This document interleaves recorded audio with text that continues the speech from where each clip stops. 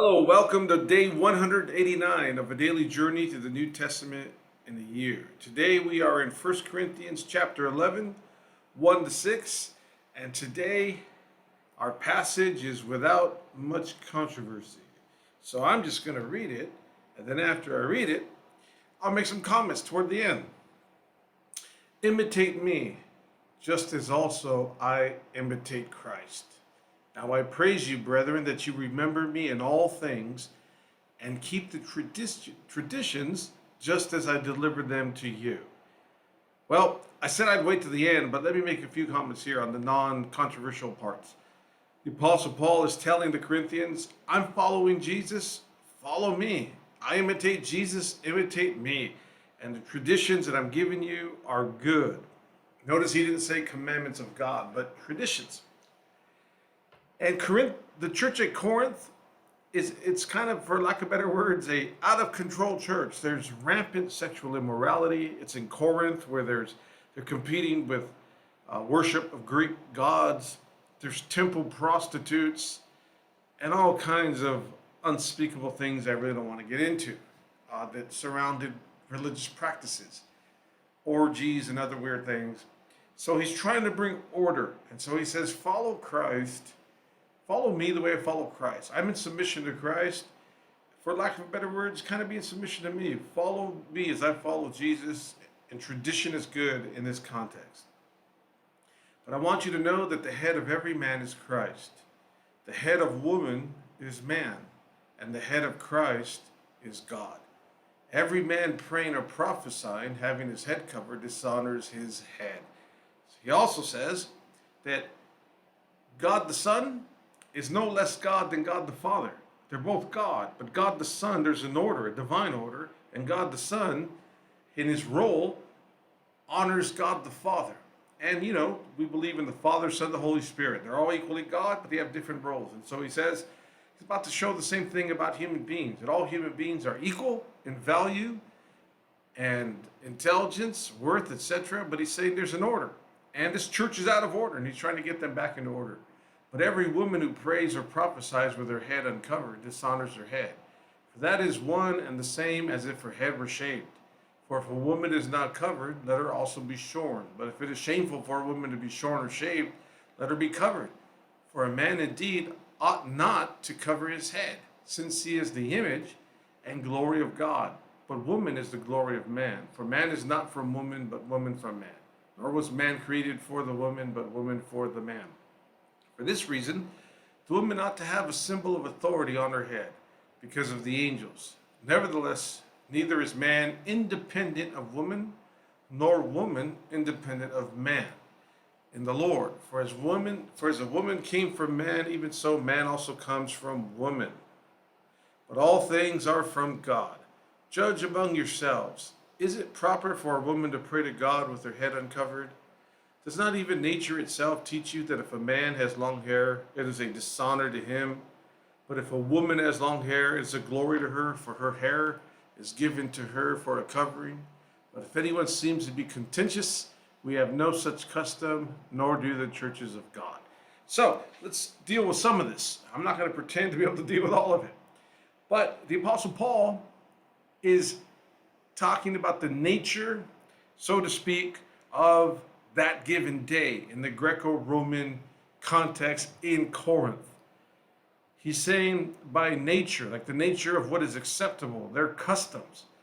A man should not have long hair. He's not talking about nature in general, because if you read the Old Testament, many of the men had long hair. Absalom was famous for his long hair. In fact, to be a holy Nazarite, you had to let your hair grow long. Remember Samson? He actually shaved his hair. So he's not talking about the way things really should be. He's talking about the Corinthian context. In the Corinthian context, what you wore was everything. What you wore said a lot. It said you were rich, learned, a worker. It designated whether or not you were a slave or a prostitute. So he's not dealing with dress like in a hardcore fashion, but he's dealing with what is acceptable to the Roman and Greeks in Corinth.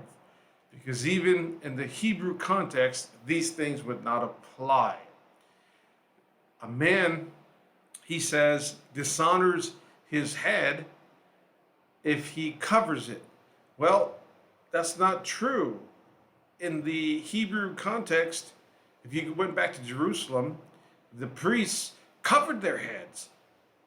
And you can read in the Old Testament, Aaron, the Levite priesthood, they covered their heads. So what is he talking about? He's only talking about there in Rome and and among the Greeks, for them, for their sake, not to cover your head if you're a man. And what it meant for, in Greek culture, only women covered their head. And only Caesar did. There was kind of like a cult. Caesar covered his head, and there's statues of him in antiquity, covering his head, kind of saying that he somehow is drawing attention to himself as like a demigod, and he would cover his head while praying, and statues like that were common. And then it also kind of blended gender roles. He couldn't tell if Caesar was male or female when he would do that. And so in this context, he's saying for the churches of God, don't try to be cool like Caesar and cover your head. It's disrespectful. He's not saying like dogmatically, because even the Hebrews and Jews would cover their head. But he's making a reference, some scholars believe, to the fact that Caesar and other people that were trying to be cool would cover their head while praying.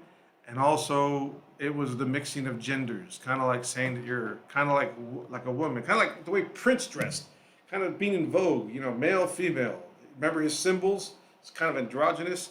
And so the Apostle Paul, all through Corinthians, is trying to get this church to be a church of love, to get rid of cliques. He deals with them how they invite the poor people late and eat all the food first and get drunk, and then the poor people come and they disgrace the poor.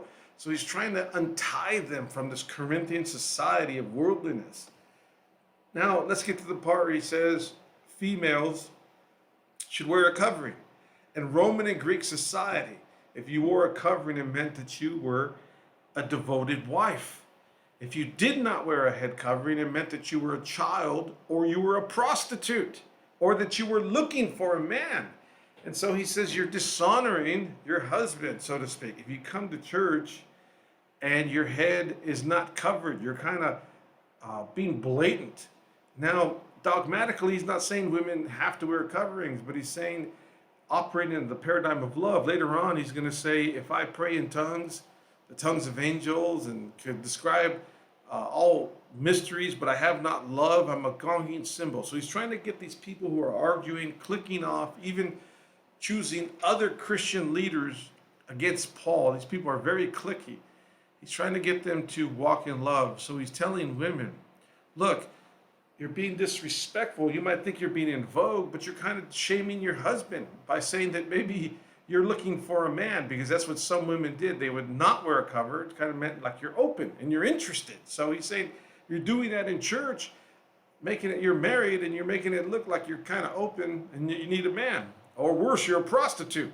And they had temple prostitutes in these days. Women kind of ran the religious show, and they would stand outside the temple. I'm not going to get too much into it. And it was a part of the religious thing there is, if you know anything about the oracles of Delphi, and, sexuality and perversion was a part of their Greco-Roman worship. So he's saying, look, you're trying to be in vogue and spiritual like these Greeks and Romans that mix sexuality. And basically he's just trying to get the church in order. He's trying to get people to observe tradition and wholesome teaching. And he's basically saying what he said in the beginning. Look, I'm following Jesus. Follow me. Let's not follow the Romans and the Greeks. Let's not be androgynous. Let's not be like provoking each other. Let's humble ourselves and submit to one another, submit to God. And that's my take on it.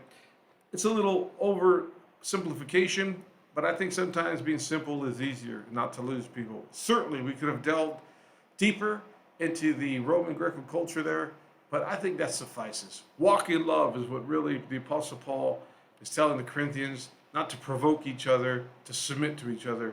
Friends, I look forward to seeing you to our next time together as we continue our daily journey through the New Testament in a year. Blessings until then.